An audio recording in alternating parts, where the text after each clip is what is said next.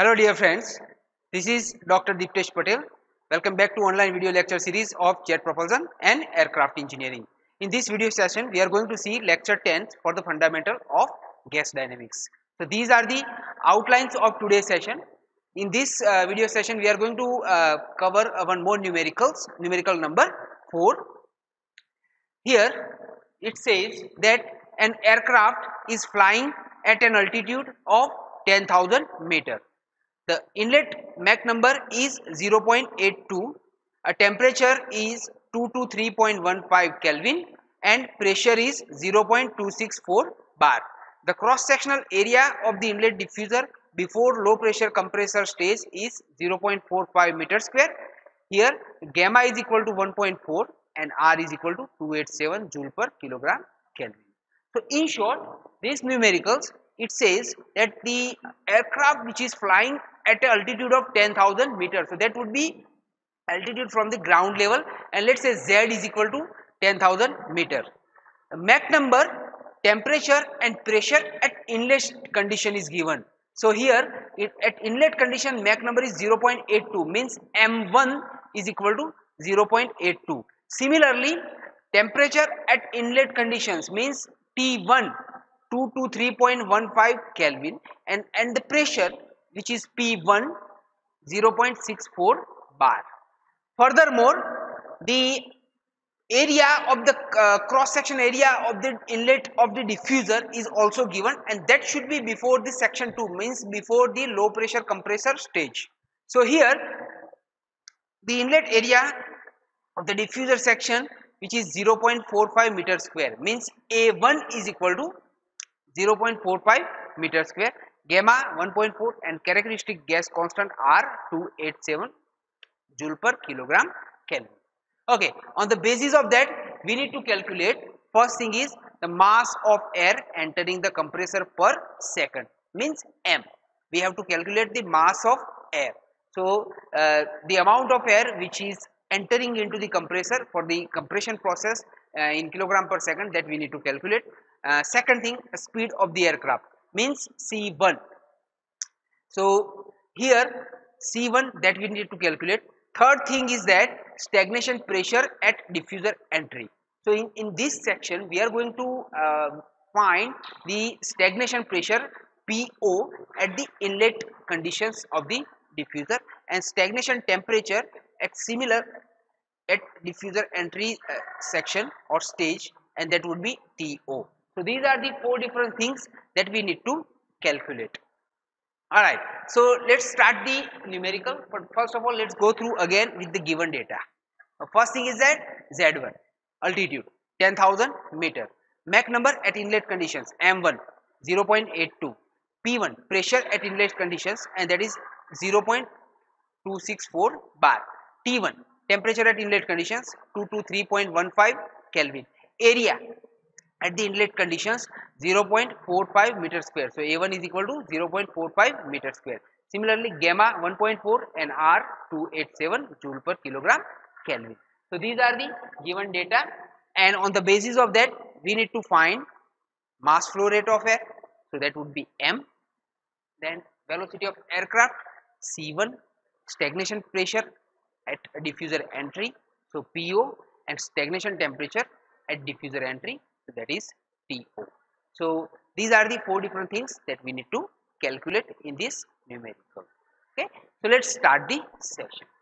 The first thing that we are going to find is the aircraft speed C1, but for that we need to use the relations called Mach number. So here Mach number, we know that its relation says Mach number is equal to object velocity divided by velocity of sound. M is equal to C divided by A. Mach number is given and we need to calculate the C, but for that we need a velocity of sound A, and since that we are calculating for section 1, okay, so I'm going to find the A1, but for that I'm going to use the relations called the velocity of sound, and the relation says A is equal to under root of gamma R T, and since it is for the section 1, I would write that A1 is equal to under root of gamma R T. Now I am going to put the values in this equation. Since we have gamma is equal to 1.4 characteristic gas constant 287, and temperature at inlet, that is 223.15. So therefore I'll write A1 is equal to under root of 1.4 into 287 into 223.15, and therefore the value of A1 is equal to 299.44 meter per second, that is the velocity of sound. Now let's move forward. A Mach number. Since we know that the Mach number is a relation of object velocity to the velocity of sound, and since we know that for section 1 that can be written as m1 is equal to c1 upon a1. So what I'm going to do, just going to put the values here and going to find out the values of c1. So let's say m1 is equal to 0.82. So m1 0.82 is equal to c1 upon 299.44, which is the velocity of sound. So after going through putting the values, I can calculate the C1, and that C1 is 245.54 meter per second. So this is our first finding, a speed of aircraft or speed of object. Okay. We can use these relations to either calculate the velocity of sound or to calculate the velocity of aircraft if the Mach number is given. Okay. Then after, let's move forward to the next finding. Here in next finding we are going to calculate the stagnation temperature and stagnation pressure at diffuser entry, and for that we are going to use the relations of temperature and pressure which would be taken from the gas table. Alright, so here gas table is mostly available with the different books, and you can refer Yahya if you want, but for that to find the relations you need at least couple of references. So here as a reference I am going to use gamma is equal to 1.4 and Mach number is equal to 0.82. They both are given. So these two references would help us to find the relations between the temperature and pressure from the gas table. So at gamma 1.4 and at Mach number 0.82 I would get the relations of T1 to TO1 which is equal to 0.881 and P1 to PO1 which is equal to 0.643 from the gas table. Now I am going to use those relations. Since we know that T1 is equal to TO1 and the relation says it is T1 upon TO1 is equal to 0.881. So therefore if I need to find out the stagnation temperature, I could be able to write down TO1 is equal to T1 upon 0.881, and the temperature at inlet is given.